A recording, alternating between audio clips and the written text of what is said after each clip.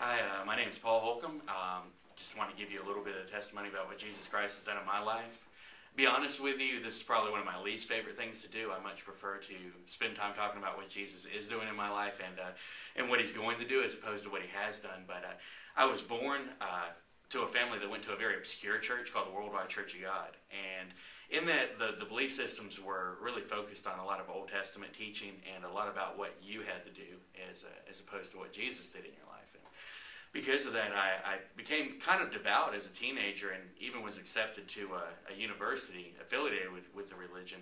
But around the age of 18, I started realizing something just wasn't right in my life, and really even with the church I was going to, that when I went to school, I wasn't the same kind of person I was at church, and I saw the hypocrisy not only in myself, but also in the people that were around me at that church.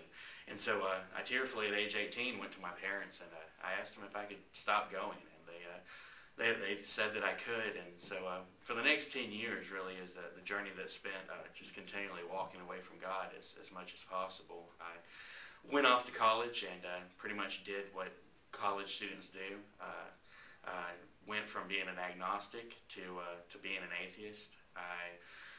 Even during that time, had friends that were in the Baptist Student Union or Campus Outreach that tried to talk to me about Jesus, talk to me about God. And because of my upbringing, I had verses to kind of counter what they said. But, all along I was sitting there still trying to stay awake at some nights and try to believe. But I just couldn't force myself to believe that God existed.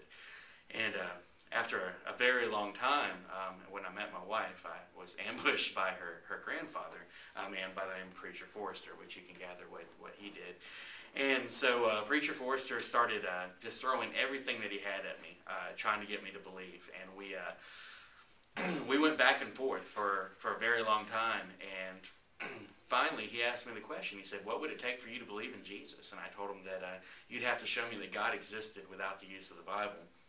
So they kind of stopped after that, and from what I know now, they just started praying. And so as I went on, I became a manager at an Applebee's, and we were talking about religion in general one day, and a girl came up to me and said, well, what would it take for you, Paul, just to believe in Jesus Christ as your Savior? And I told her, I said that, I'd have to see that you prove to me that God exists without the Bible.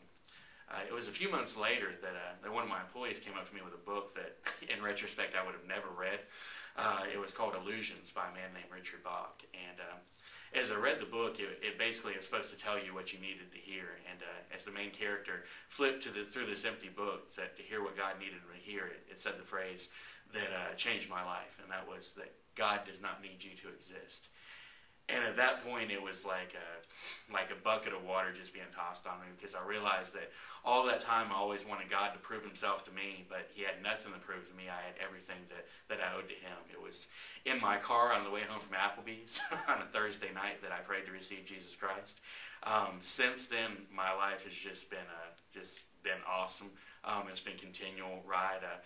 I find a great deal of hope in the letter of Timothy that Paul writes, and he tells him that he counts himself lucky to be considered part of the ministry, even though he once was ignorant and a blasphemer, and one that talked against God. But since he was ignorant in those ways, just as I was, we can be part of the ministry that he has for us. So I hope this gives you a little bit of insight on what he's done for me, and then I wish you well.